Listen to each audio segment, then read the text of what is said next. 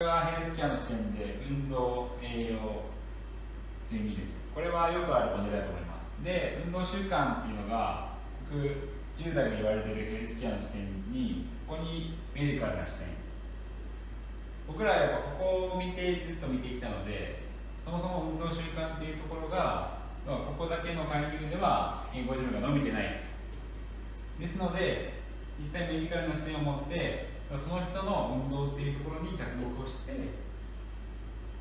健康的な運動習慣っていうのを身につけていくと。それが、メディカルな視点とヘルスケアの視点双方を持つっていうところにつながってきますので、実際に実機を使って説明していきたいと思います。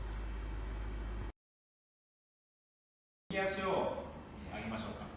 右足を上に上げるっていう動きに関しては、この運動が行う前、左足でまず下方向の力を作らなきゃいけないので、ここで右足を上げる動作に先行してふくらはぎの筋肉が働く。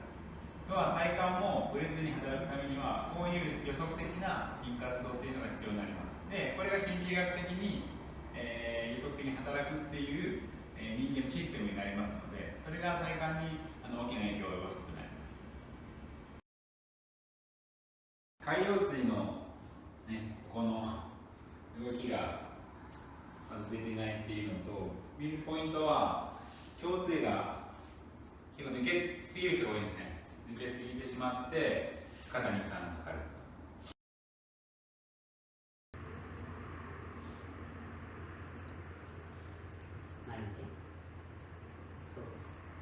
腰椎に対して胸椎動かして、はい、落として、力みすぎ、軽くをしてた。で、顎引いて、軽くで、軽く落とす。腰椎固定で、上の手をしていく。まだ軽く。力むねー。まだ軽く。で、ゆっくり力抜いて。いい吸って、吐いて、胸椎。ここ先行で、ここも少し上に上げて、はいはい、落ちるの早い。ゆっくりゆっくりゆっくりゆっくり。もっともっともっと、そうそうそうそう。はい、落として、ゆっくり力抜いて。抜く抜く抜く抜く抜く抜く。はい、もう少し引き上げて。